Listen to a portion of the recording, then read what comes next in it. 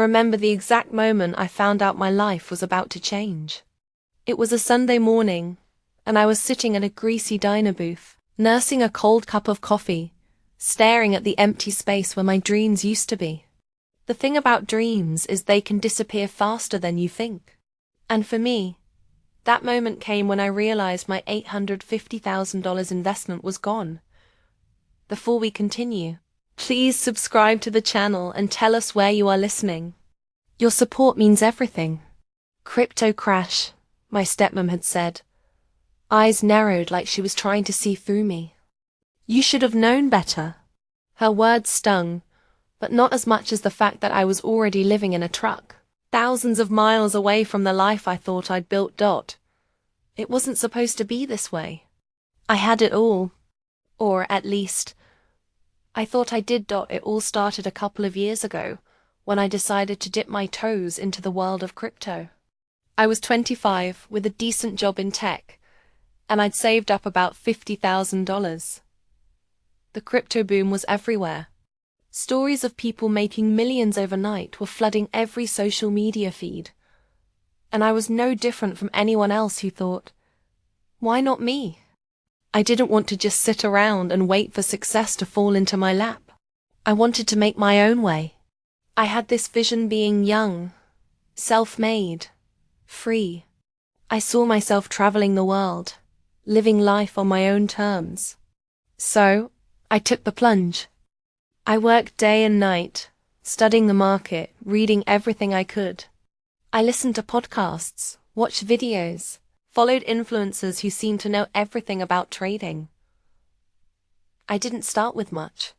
Just that initial $50,000 I saved up. But I didn't take it slow. I dove in headfirst, buying, selling, swapping, leveraging.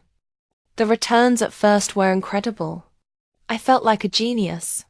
By the time I hit $850,000, I was on top of the world.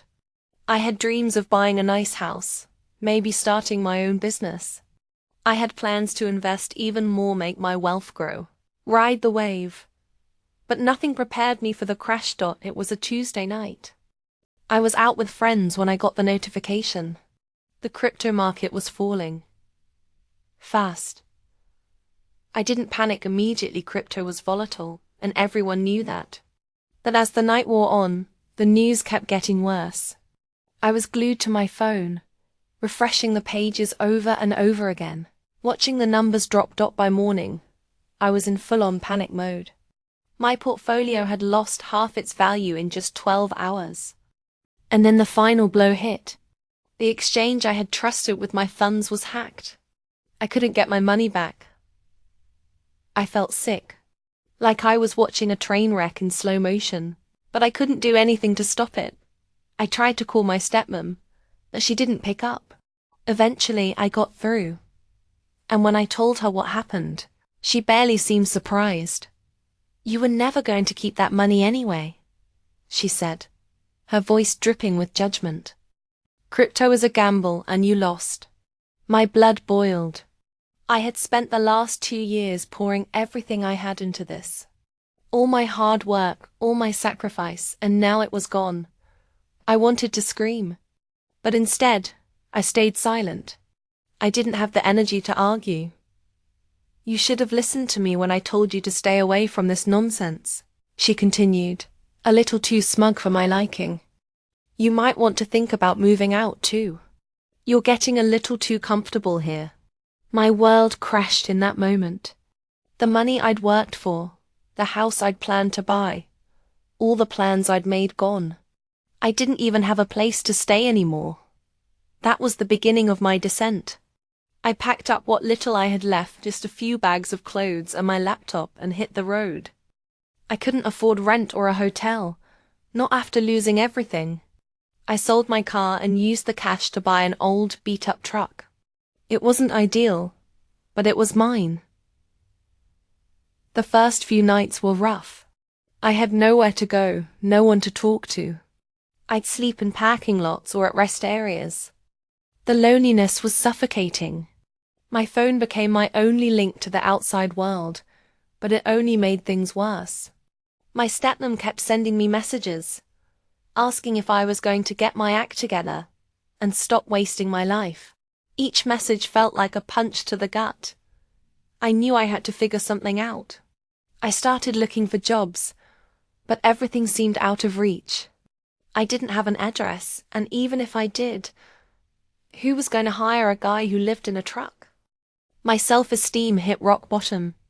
I'd lost the money, the life I'd dreamed of, and now I was losing myself too. That's when I walked into that diner. It was a small, run-down place off the highway. The kind where the coffee is strong, and the food is always too greasy. I needed something warm to eat, so I sat at the counter, ordered a greasy breakfast, and tried not to think too hard about the mess I was in. That's when I saw him. My Uncle Rick.